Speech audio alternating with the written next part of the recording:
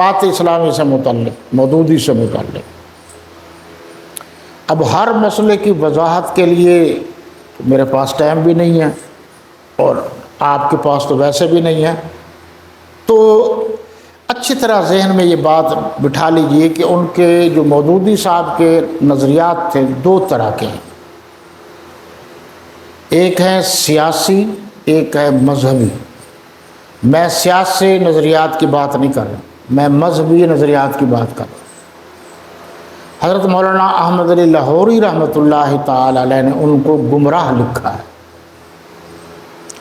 مفتی اعظم پاکستان حضرت مولانا مفتی محمد شفیع رحمۃ اللہ تعالی علیہ نے مقام صحابیت کتاب لکھی ہے۔ جب مودودی نے خلافت و ملوکیت لکھی تھی اور اس میں بہت ساری غلط باتیں لکھی تھی جو رافضیت کی سائڈ لیتی ہے باتیں، اور پھر وہ کتابیں موجود ہیں۔ مولانا مفتی محمد تقی عثمانی صاحب نے کتاب لکھی ہے حضرت امیر معاویہ اور ان کے تاریخی حقائق۔ اسی طرح فتنہ مودودیت کتاب لکھی ہوئی ہے، وہ پڑھیے۔ مودودی شہ پارے یہ کتاب لکھی ہوئی ہے، آپ اسے پڑھیں۔ اسی طرح علامہ علی شیر حیدری صاحب رحمۃ اللہ تعالی علیہ نے، اگر آپ کی یادداشت تیز ہو تو شریف پورہ میں ایک تقریر کی تھی عظمت صحابہ پر، جس پر انہوں نے مودودیوں کے خلاف بھی بات کی تھی، اور بھی بہت ساری چیزیں ہیں جو جمہور اہل سنت والجماعت کے خلاف ہیں۔ علامہ ضیاء الرحمن فاروقی شہید نے باقاعدہ، جو اس وقت سربراہ تھے جماعت اسلامی کے قاضی حسین احمد، ان سے کہا تھا، تو ان کے کہنے پر کچھ انہوں نے تبدیلیاں کی تھیں، کہا تھا، وہ ہمارے سامنے ابھی تک تبدیلی نہیں آئی۔ اگر کوئی تبدیلی کی ہے، رجوع کیا ہے، اللہ سے معافی مانگ لی ہے، تو توبہ کے دروازے تو ہر وقت کھلے ہی رہتے ہیں۔ اس کے علاوہ سب سے بڑا کام جو کیا ہے وہ مولانا غلام غوث ہزاروی رحمۃ اللہ تعالی علیہ نے کیا۔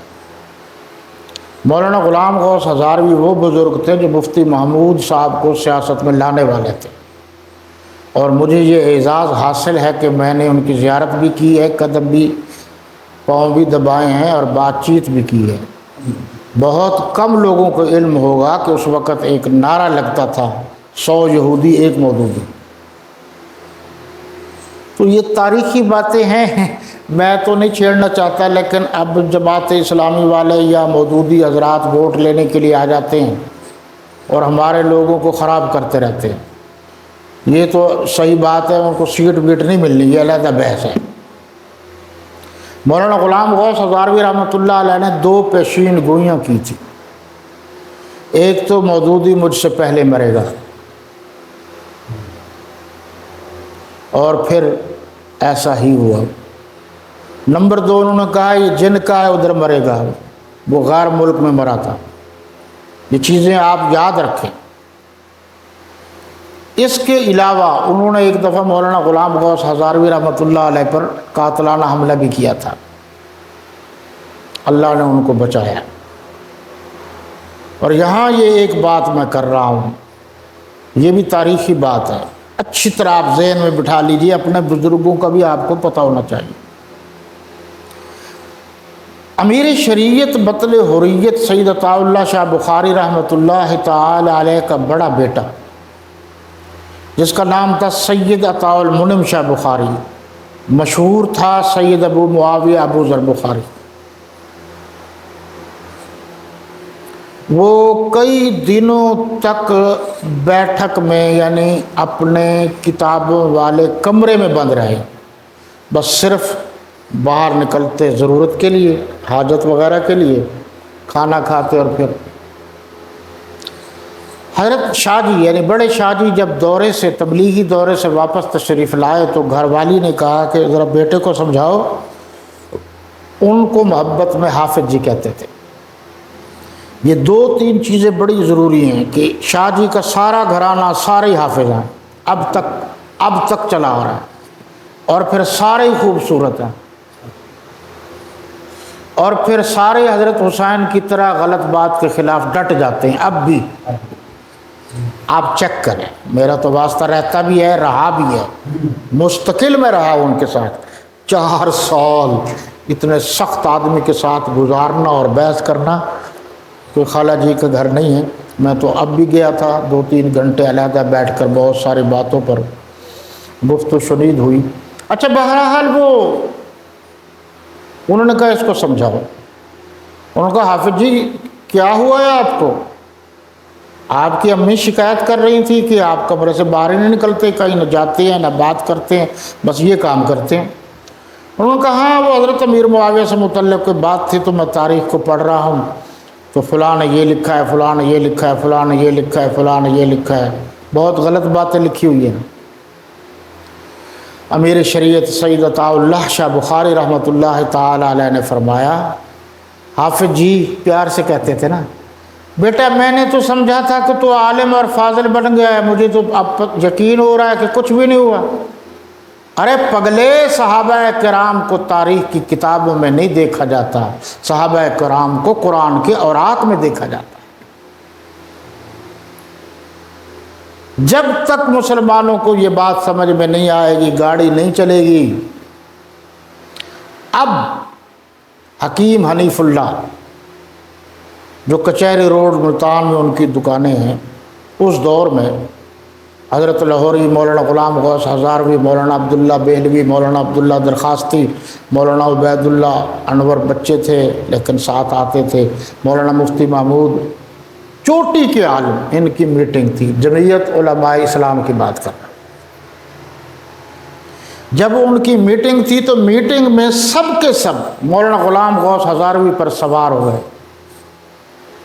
غصہ کیا سب نے کہ تمہیں مودودی کے خلاف یہ بات نہیں کرنی چاہیے، یہ نہیں کرنی چاہیے، یہ نہیں کرنی چاہیے، یہ نہیں کرنی چاہیے. اب ہزاروی صاحب کو اگر آپ نے نہیں دیکھا تو وہ چھوٹا قد تھا جس طرح مولانا حق نواز جھنگوی صاحب کا تھا. جسامت کے لحاظ سے تو مولانا حق نواز جھنگوی بظاہر تو شروع کی بات کر رہا ہوں بہت کمزور تھے، ہمارے ساتھ پڑھتے رہے، یعنی کچھ کلاسیں ہم سے آگے تھے. یہ بھی مجھے اعزاز حاصل ہے کہ شاید ہی 8-9 سال کی عمر سے لے کر اب تک شاید ہی کوئی اتنا بڑا عالم ہو جس کے ساتھ میں نے تقریر نہ کی ہو. حضرت ہزاروی صاحب سے شروع ہوا ہوں میں، ان کے ساتھ مفتی محمود کے ساتھ، فاروقی صاحب، مولانا حق نواز. مولانا حق نواز تو مجھے کہتے بھی رہے یہاں جب ملتان کی جیل میں تھے. بہرحال یہ بڑی تاریخی باتیں ہیں. پھر کبھی صحیح تاریخ ان کو یاد رکھے، ضرور یاد رکھے. جن لوگوں نے حق نواز کے لیے اپنوں کو چھوڑا، بیگانوں کو چھوڑا، دشمنیاں مول لیں لیکن صحابہ کی جوتیوں کی غلامی کو نہیں چھوڑا، تب جا کر بات آگے پھیلی ہے پوری دنیا میں، ایسے نہیں پھیلتی. ہزاروی صاحب بڑے تیز تھے، اس وقت وہ قومی کے ممبر تھے. ان کی کوشش سے جمعیت میں مفتی محمود اور انہوں نے پھر اپنی کوشش سے ان کو ذوالفقار علی بھٹو کے دور میں ان کو ممبر بنوایا، قومی اسمبلی کا ممبر. تو ہزاروی صاحب یہ بات سننے والی ہے، آپ بھی پلے باندھ لیجئے، ہماری زندگی بھی تمام ہوتی جا رہی ہے. ہزاروی صاحب نے سب کی بات سنی اجلاس میں. اجلاس کے بعد یعنی اجلاس ہو رہا تھا، آخر میں جب ان کی باری آئی تو فرمایا آپ مفتی ہیں، آپ عالم ہیں، آپ بزرگ ہیں، آپ اس انداز میں بات کر سکتے ہیں.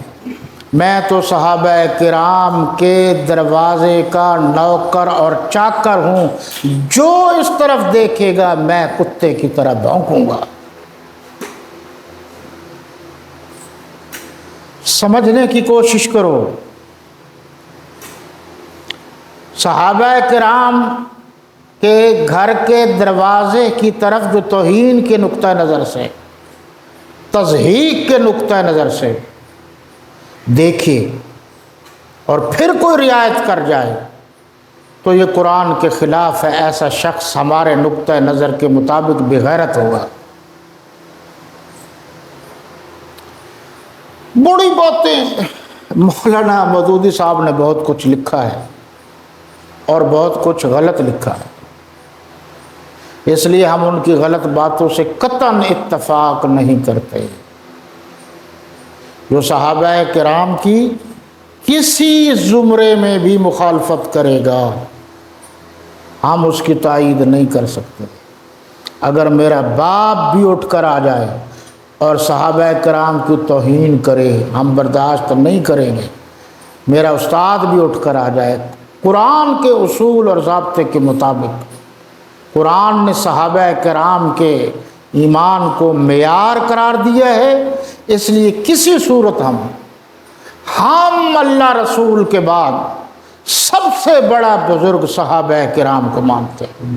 صحابہ کرام سے بڑھ کر کسی کو ولی، بزرگ، مجتہد، مفکر، مدبر، ادیب، خطیب اور صحابہ کرام کا حضور کی نوکری اور چاکری کرنا صحابہ کے سوا کسی اور کو اس طرح کا نہیں مانتے۔